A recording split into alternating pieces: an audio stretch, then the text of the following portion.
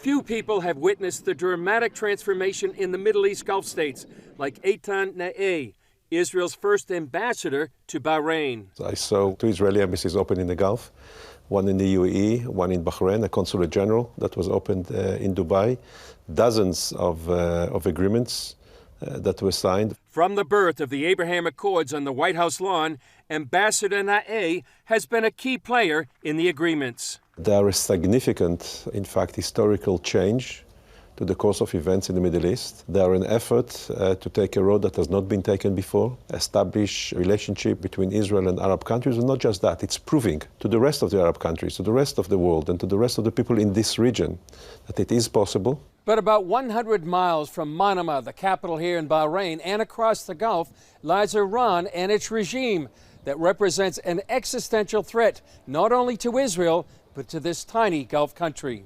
Ambassador Na'eh says the Gulf countries see the Iranian nuclear deal just like Israel does.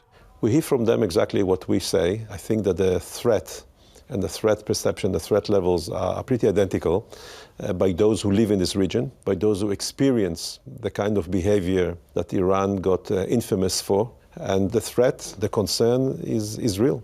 We all know that the mother of all problems in the Middle East is Iran. All we have to do is to watch the news. CBN News met with the ambassador during a visit of a delegation of evangelical Christian leaders to Bahrain and the UAE, led by Joel Rosenberg. During our time in Manama, violence continued to rock Jerusalem's Temple Mount.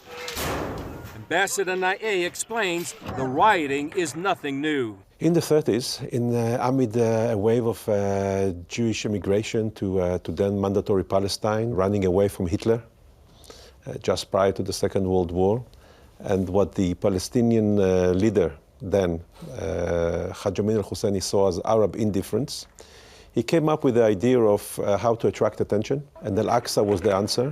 The Jews are threatening Al-Aqsa. He disseminated this fake news, they didn't call it then fake news, but lie, and it caught fire. And it is still catching fire. He says the rocks being thrown are not just at Israeli police and Jewish worshippers at the Western Wall. But they're really thrown at the Abraham Accords. I asked our viewers, your viewers, to really zoom out from just this event and say, look, they're doing it for the second year since the Abraham Accords were signed in order to derail the Abraham Accords. Ambassador Na'eh points to the media's impact in the region. The peace process cannot advance without the public opinion. And the public opinion here in the region is being influenced by other media outlets that disseminate lies, fake news, and the role of the media is to really show the truth uncut, to show the truth, to give the full picture, and to explain to people what we're trying to do here. And that is an immensely important. Na'eh also says they welcome prayers from Christians around the world. Yes, we need those prayers, we need this help, we need those people who can to come and visit, to see in their own eyes that a new reality is being born. And those among our viewers who have business in the Middle East, come and do business with Israel, with Bahrain, with the UAE, bring people together and still pray for the peace of Jerusalem and the region.